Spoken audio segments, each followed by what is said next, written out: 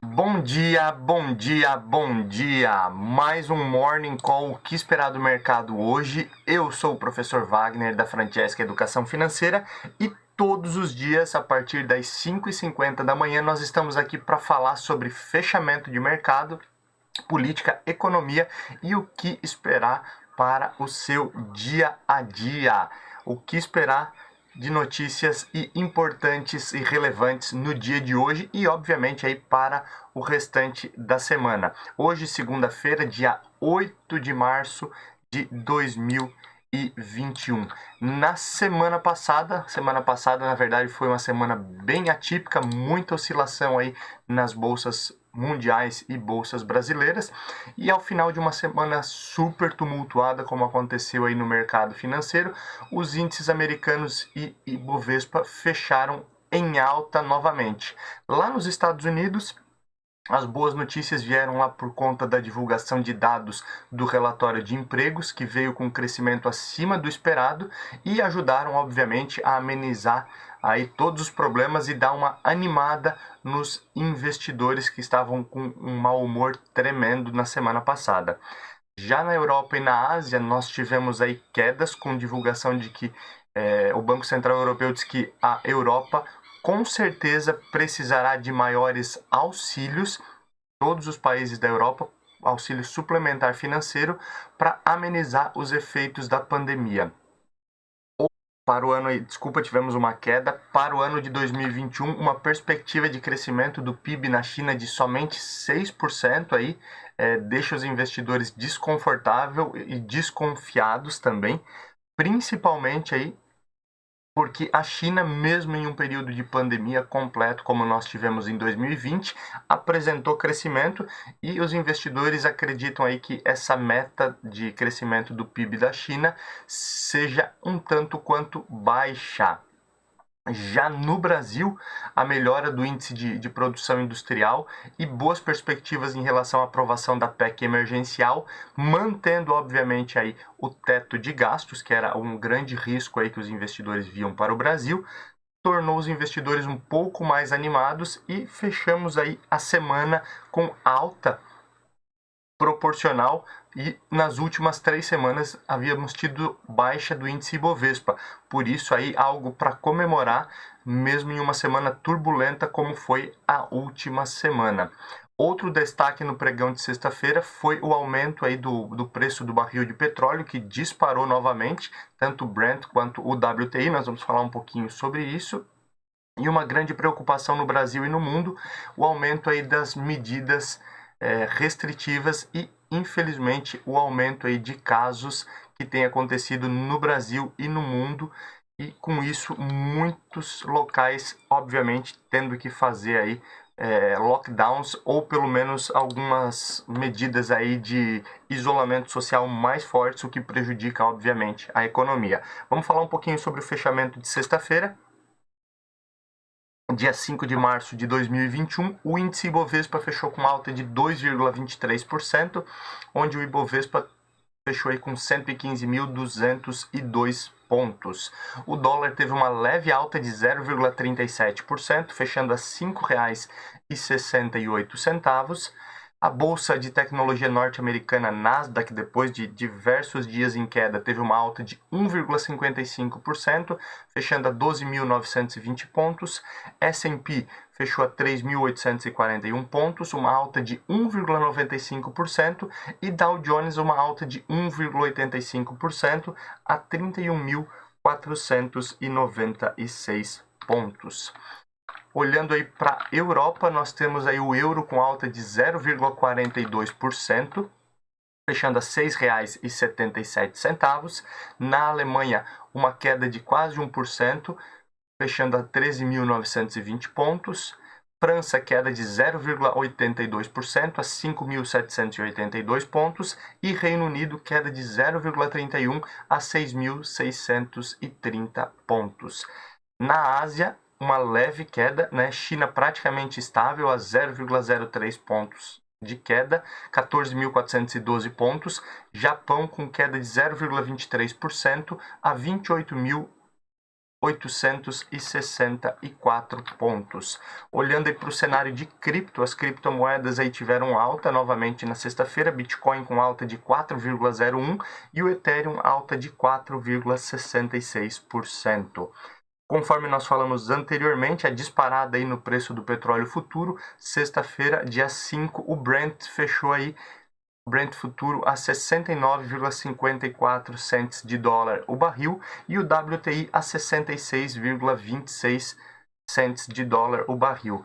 Uma subida extraordinária aí que obviamente aí tem influência de diversos fatores, mas principalmente aí a reunião da OPEP que manteve a redução aí na produção e exportação de petróleo e, obviamente, diversos fatores aí internos que acabam contribuindo também para essa alta. Lembrando aí que nós tivemos aí o Brent em alguns momentos do final do ano passado, início desse ano, sendo negociado a menos de 50 dólares o barril, então uma evolução bem grande aí para poucos meses. Olhar para o índice VIX, o índice S&P 500 VIX, que como nós carinhosamente chamamos o índice do medo, que ele mede a volatilidade, a oscilação do mercado de ações, sempre ressaltando aqui que essa oscilação ela pode ser positiva ou negativa, mas a maior volatilidade traz automaticamente mais risco e por isso é chamado de índice do medo, e fechou sexta-feira a 24,66, com uma queda de 13,69% aí, principalmente aí com a amenização aí da crise lá nas bolsas norte-americanas. Os metais, tivemos aí queda do ouro futuro a 1.698 dólares a onça, alumínio futuro também teve uma leve queda, 2.182 dólares, e o ferro 173,12 dólares. Como eu disse, as commodities tiveram muita força, muito crescimento na sexta-feira, dia 5 de março de 2021. Olhando aí para o fechamento de sexta-feira, as principais altas, tivemos Cogna. Olha só quem surge por aqui, Cogna, que vinha aí acumulando quedas e mais quedas, fechou com 10% de alta a R$ 4,07. Prio 3 fechando a R$ 100,06, com 7,60% de alta. Natura, alta de 6,51, fechando o dia aí a R$ 50,51. Bradespar, com 6,35% de alta a R$ 66,80, e Uzi Minas a R$ 17,79, uma alta de 5,82 na sexta-feira. Olhando para as principais baixas, nós tivemos aí BTOW com 4,27% de queda a R$ 71,49, Copel acumulando aí 2,76% de queda a R$ 61,11, Lojas Americanas, 2,60% de queda a R$ 23,92.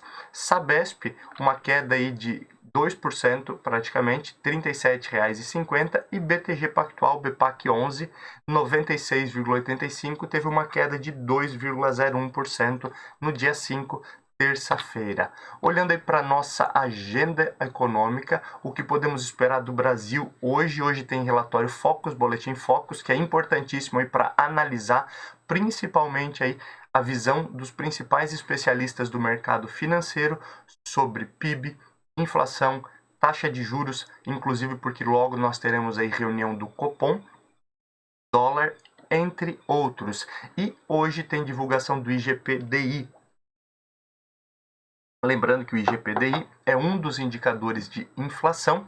Temos o IGP-M, certo? Que daí deriva assim o IGP-DI. O IGP-M ou IGP-DI, ele é medido aí pela FGV. Ele leva em conta alguns fatores: o índice de preços no atacado, índice de preços ao consumidor e índice de preços da construção civil. Esses três indicadores, cada um obviamente com um peso, eles indicam o IGP-M, que normalmente é medido lá do dia 21 até o dia 20 do mês seguinte. O que muda para o IGP-DI é que o IGP-DI ele é medido do dia 1º ao último dia do mês, ou seja, hoje teremos divulgação do IGP-DI, seria uma parte aí da inflação do atacado para o mês de fevereiro. Então é importante ficarmos de olho nesse indicador. Olhando para a agenda internacional, temos produção industrial na Alemanha, que infelizmente veio abaixo daquilo que se imaginava, expectativa de inflação da zona do euro e vendas no varejo do Reino Unido. Indicadores aí que vale a pena ficar de olho, principalmente porque vão movimentar aí a confiança dos investidores na Europa e no mundo. Política que aqui no nosso Morning Call, o que esperar do mercado hoje, sempre tem uma grande relevância aí, sempre falamos aí sobre os principais acontecimentos políticos. Nesse final de semana aí, principalmente uma pressão muito forte dos governadores sobre o governo federal por conta de vacinas.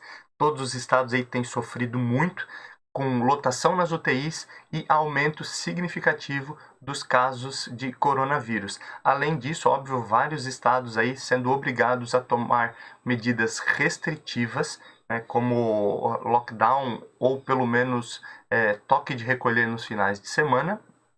E ao mesmo tempo aí, mais uma bomba para o colo do governo, e vale a pena ficar de olho nessa notícia, a Pfizer confirmou que o governo federal rejeitou lá no mês de agosto de 2020 uma oferta da Pfizer de 70 milhões de doses.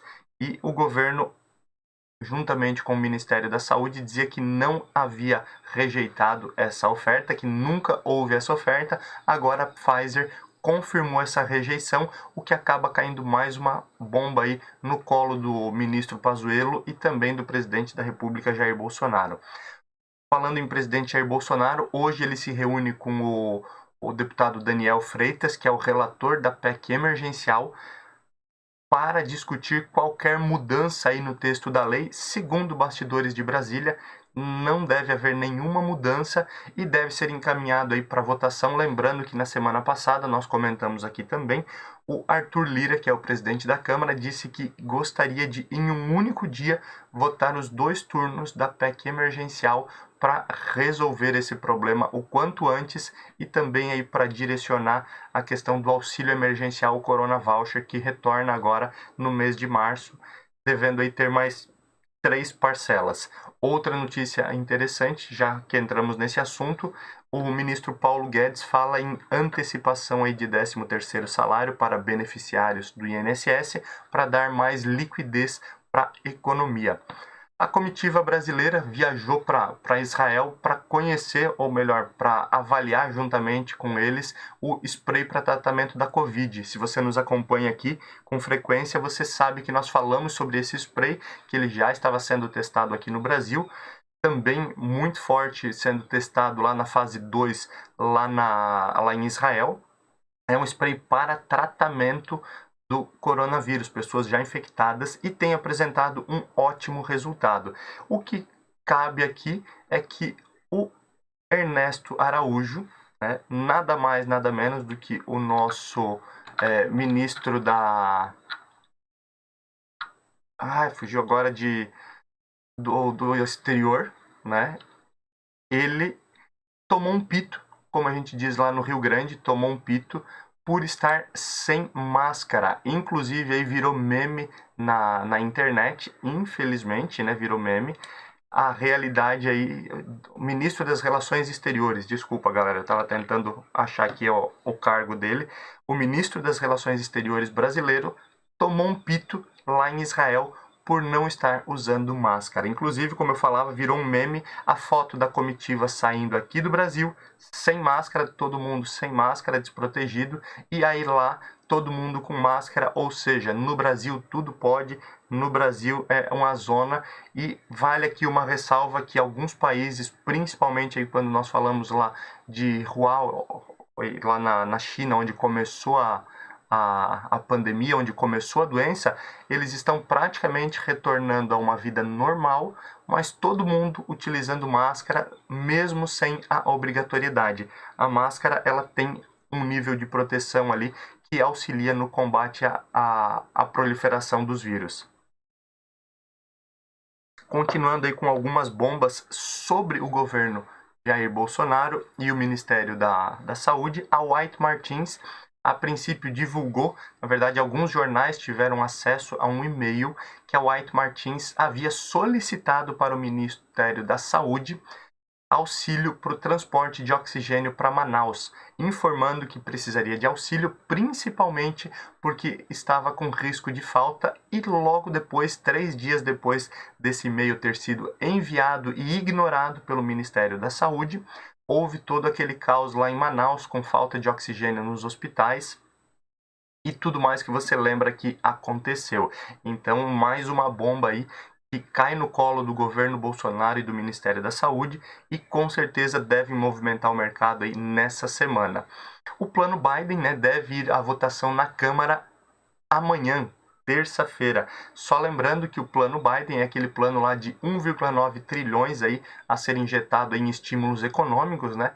Ele foi aprovado na Câmara lá nos Estados Unidos na semana passada. No sábado, já aí depois de terem ficado quase a noite inteira aí discutindo, os senadores conseguiram a aprovação, 50 votos a 49, inclusive nenhum candidato, nenhum parlamentar, nenhum senador republicano votou a favor do plano Biden, mas ainda assim os democratas, por terem maioria no Senado e na Câmara, conseguiram a aprovação e agora ele retorna aí para aprovação na Câmara dos Deputados. Lembrando que ele teve uma pequena mudança em relação à última aprovação, mas os especialistas e líderes do governo lá nos Estados Unidos estão confiantes da aprovação amanhã do plano Biden, o que com certeza deve movimentar bastante a economia e garantir aí um sono mais tranquilo para os investidores também. Falando um pouquinho de economia, o Ministério da Saúde, já na semana passada, disse que o Brasil se aproxima do seu pior momento em relação à Covid-19.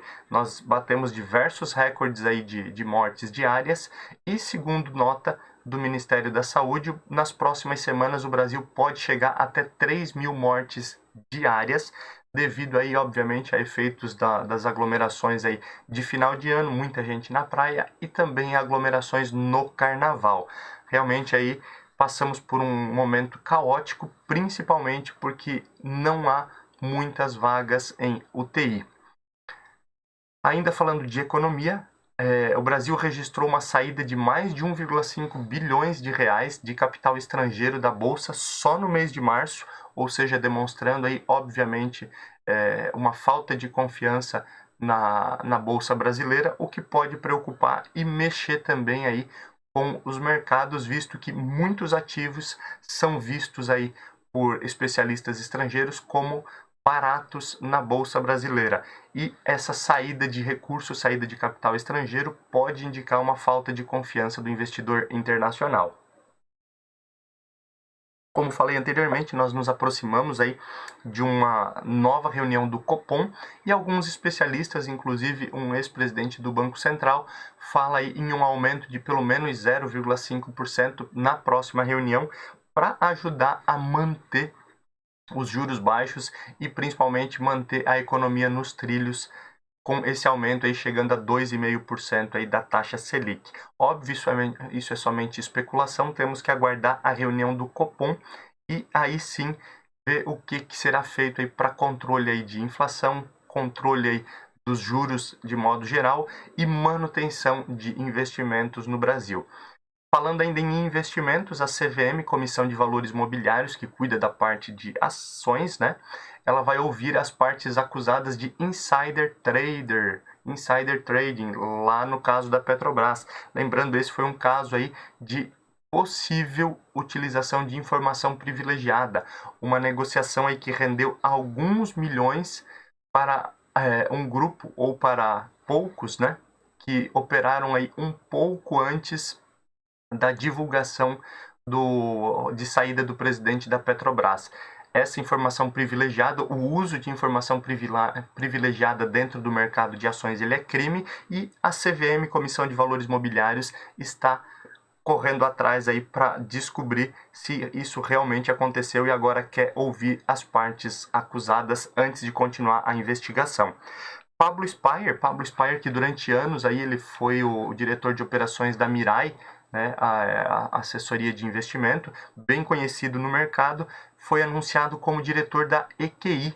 A EQI, que é uma das maiores também, é um dos maiores escritórios aí de investimentos, de agentes autônomos de investimento, inclusive, o Pablo Spire vai se tornar o diretor da EQI.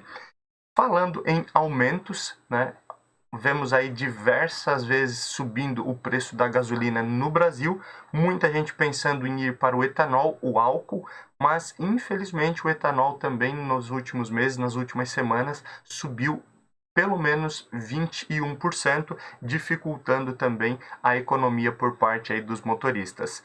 E o Ministério da Saúde, trazendo então uma notícia positiva aí no nosso âmbito econômico, disse que esse mês ainda será distribuído 30 milhões de doses. Dentre essas doses aí temos as doses da Coronavac, da vacina da Fiocruz e algumas do consórcio Covaxin, que é o consórcio internacional lá onde o Brasil vai receber 10 milhões de doses também aí, como a ONU e outros países aí estão distribuindo essas vacinas para países em desenvolvimento.